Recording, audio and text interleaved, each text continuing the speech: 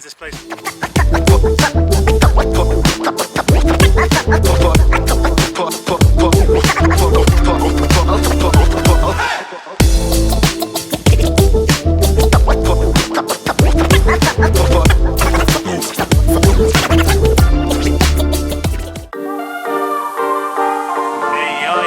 I'm going to visit a special place today, and guess where I'm going to go? Walk this way, come this way. Well, guess what? We couldn't film in Plymouth without going somewhere special. So we're going to film and have a look, and we're going to look at, well, I'll just show you. It's this place here. We're going to try and go in, go all the way to the very top and have a look around, okay? But before I do that, it's just a beautiful day today. It's absolutely incredible.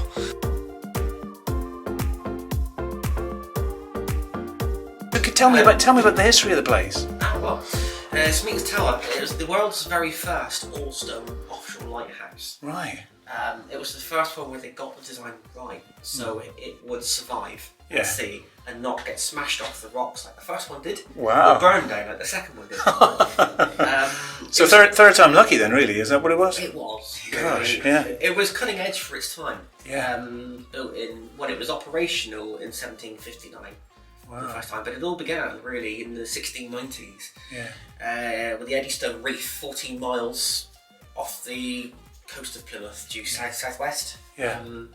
And the Eddystone Reef, the rocks are just about submerged at high tide.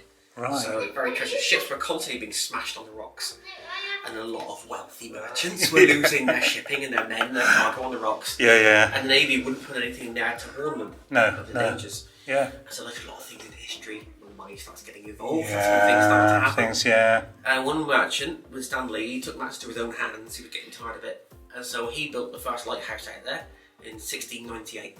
Wow. And they all thought he was insane for trying to build a lighthouse in the middle of the sea. Yeah, yeah. It hadn't been done before, but he did it. But it was trial and error how to do it. He built them light buildings on land. They had many corners, which were weak points structurally, and didn't understand the main forces. Rather than on land, when they're vertical from gravity, at sea, the horizontal from the waves smashing to the side.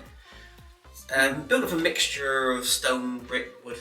So that survived for 5 years until a massive storm in 1703 when it smashed it off the rocks, taking Stanley with it. Gosh. He was out making repairs Yeah. at the time. Yeah. So they built the second one, which I believe was operational in 1709. Yeah. And that survived a bit longer. They learned a bit from the first disaster. They angled it a bit more. Yeah. But it was clad with wood on the outside. And they used candles to light the lantern with. So it lasted for 46 years until 1755 when the whole thing burnt down. But that time, everyone got out okay. Survived, mostly. Yeah. The last person to leave was an elderly gentleman who worked there at the time. Of course, the roof on it was lead, and with the fire that melted the lead roof. And when he looked up, the molten lead dripped down and went down his throat into his stomach. And he survived for 10 days afterwards. I believe it was 10 days. I'm not sure. In hospital, but he died from his injuries because they removed the sort of lead from his stomach. Gosh. From it. I believe it's still in a museum in Scotland somewhere. Really? It is. You should still see it. Nothing I've eaten, by the way, is ever in a museum. I just want to put that out there and say, do you know what I mean? Wonder how often that's happened. It was. Yeah. So that was the Woodyard Lighthouse, I believe. Yeah. The second one. Yeah. So that's then late 1750s. That's when John Smeaton came along. He was a civil engineer from Yorkshire, the first civil engineer to call themselves that. Yeah. And he said, right, no more wood. Could be the whole thing out of solid granite blocks of stone, all interlocking. They dovetail vertically and horizontally, and it's pegged in places as well. The whole lighthouse is a 3D jigsaw puzzle. Right. Okay. And on the small mini roundabout in front of the Duke of Cornwall Hotel, which is by Mill Bay there, you see there's a cross section of the tower in the roundabout, so you can see how it all interlocks. Wow. I'll have to look at that. Yeah. Cool. And he looked to nature for inspiration for the design. He saw an oak tree. That's an idea. If that can stand for centuries, so can this. Yeah. So the whole shape of the lighthouse, which is so common now, is a tree trunk. So the main idea was when the forces of the waves smash into the side of it, the force is deflected up the sides and back out to sea because there's a lip under the lantern room that protects it. Of course, it's circular, so there's no weak points. The water just goes around it. Wow. Can I ask what year it was dismantled and brought here? Yeah, it was 1882. It was when, as soon as the new replacement was operational. Yeah. It was built in 1759 out there. Yeah. And of course, they finally found a design that worked, and it was copied in many around the world. Yeah. And it set the world standard for how to build them. That's it. Really? So by 1870s, they wanted a bigger, better one to fit the new lens technology in. This is too small for that. And they said the rock underneath this was cracking under the weight. Right. So they built the bigger one on the rock next to it. As soon as that was operational, a lot of local groups got together and they saved this for its world heritage. Yeah. And they dismantled it like Lego.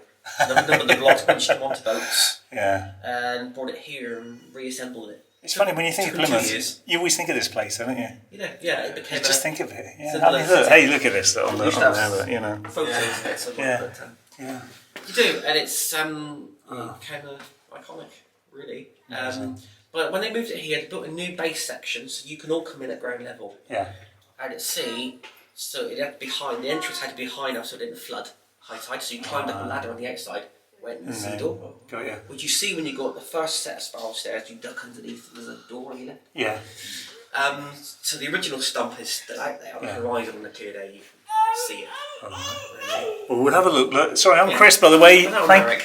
Sorry, who? Marek. Marek, and you're CJ. CJ. Thanks, guys. Honestly, I really appreciate this. It was a nice little trip right up to the very top of that one there. It's absolutely fantastic. And what you've got to remember is this thing dates back a long, long time. 1759, I think, and there's some fascinating stories there from the staff who actually worked there.